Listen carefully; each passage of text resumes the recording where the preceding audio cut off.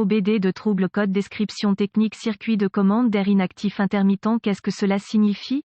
Ce code de diagnostic DTC est un code de groupe motopropulseur générique, ce qui signifie qu'il s'applique à tous les véhicules plus récents de 1996, Dodge, Chrysler, Hyundai, Jeep, Mazda, etc. Bien que génériques, les étapes de réparation spécifiques peuvent varier selon la marque, le modèle. Lorsque votre véhicule équipé d'OBD2 présente un témoin de dysfonctionnement 1000 et un code enregistré P0518, cela signifie que le module de commande du groupe motopropulseur PCM a détecté un problème intermittent avec le circuit de commande de l'air de ralenti d'admission IAC. S'il existe d'autres codes IAC plus spécifiques, ceux-ci doivent d'abord être diagnostiqués et réparés. Le système IAC s'articule autour d'un servomoteur linéaire qui contrôle un piston qui régule la quantité d'air autorisée à contourner la plaque d'étranglement et à pénétrer dans le collecteur d'admission. Le contrôle de la quantité d'air autorisée à contourner la plaque d'accélérateur est propice au contrôle du régime moteur au ralenti. Lorsque le papillon des gaz est fermé au ralenti, très peu d'air est autorisé à pénétrer dans le moteur par le corps de papillon. Le moteur ne peut pas continuer à tourner au ralenti avec cette petite quantité d'air et serait certainement calé. Une source d'air auxiliaire vide doit être fournie pour que le moteur puisse continuer à tourner au ralenti avec la plaque des gaz fermée. Bien sûr, la source de vide auxiliaire serait préjudiciable aux performances du moteur et à l'efficacité énergétique lorsque la plaque d'étranglement est ouverte lors de l'accélération, d'où la nécessité d'une source de vide entièrement réglable et contrôlée par le PCM. Le boîtier du piston de la soupape IAC est fabriqué avec deux ouvertures séparées qui permettent à l'air de les traverser. La soupape IAC est généralement boulonnée sur le collecteur d'admission, sur ou près du corps de papillon. Il est positionné de manière à ce que, lorsqu'il est ouvert, le piston sort de l'ouverture, l'air ambiant puisse s'écouler à travers celui-ci et dans le collecteur, et lorsqu'il est fermé, le piston remplit l'ouverture, l'air ambiant ne puisse pas le traverser. Un exemple de vanne de commande d'air de ralenti IAC. L'IAC est rarement complètement ouvert ou fermé mais reste constamment en mouvement, contrôlé par le PCM. Le PCM utilise les signaux d'entrée des capteurs d'oxygène, du capteur de position de l'accélérateur et de divers autres capteurs pour déterminer la quantité d'air qui doit être autorisée à contourner la plaque d'étranglement. Lorsque les signaux de tension et de masse vers la vanne IAC sont ajustés par le PCM, la vanne réagit en conséquence. Si les niveaux de régime moteur ne coïncident pas avec les limitations souhaitées programmées, un code P0518 sera enregistré et un 1000 peut être allumé. Les codes de panne du circuit du système de commande d'air au ralenti associé incluent P0508 circuit du système de commande d'air au ralenti faible, P0509 circuit du système de commande d'air au ralenti, P0511 circuit de commande d'air au ralenti, P0518 circuit de commande d'air de ralenti. Gravité et symptômes intermittents. Un dysfonctionnement du système de commande d'air de ralenti peut entraîner le moteur pour caler ou tourner au ralenti à un régime élevé inattendu. Ce code doit être traité comme sévère et traité d'urgence. Les symptômes d'un code P0518 peuvent inclure niveau de régime élevé du moteur, calage du moteur, en particulier au ralenti, bruits inhabituels de la zone du corps de papillon. Autres codes liés à l'IAC.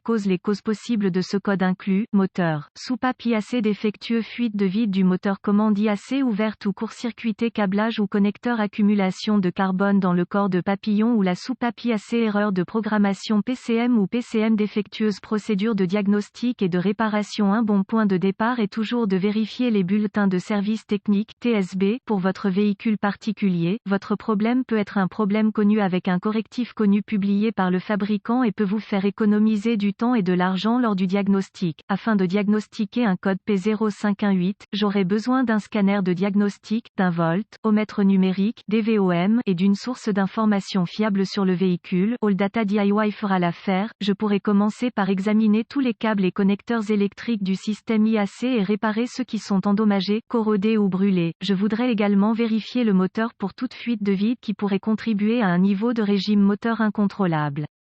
Si vous trouvez des fuites de vide, réparez-les et revérifiez le système ensuite. Je connectais le scanner au connecteur de diagnostic du véhicule et récupérais tous les codes stockés et les données d'arrêt sur image. J'aime écrire ceci au cas où ce code serait intermittent. Maintenant, j'efface les codes et teste le véhicule pour voir s'il est réinitialisé. Évidemment, si d'autres codes liés à IAC sont stockés, je dois d'abord les diagnostiquer et les réparer. Vérifiez également tous les bulletins de service technique et rappels de sécurité pour le véhicule et le dysfonctionnement en question. Après avoir effectué toutes les réparations, conduisez le véhicule normalement et laissez le PCM entrer en mode de préparation avant de déclarer le problème corrigé. Comme méthode simple pour tester le système IAC, lorsque le régime moteur au ralenti est très élevé, je déverrouille soigneusement, pour préserver le joint ou le joint, la soupape IAC du moteur et utilise un chiffon d'atelier et mes doigts pour contrôler le régime moteur au ralenti. Si je peux contrôler un état de ralenti élevé, après avoir retiré la vanne IAC, je sais que le système IAC ne fonctionne pas correctement.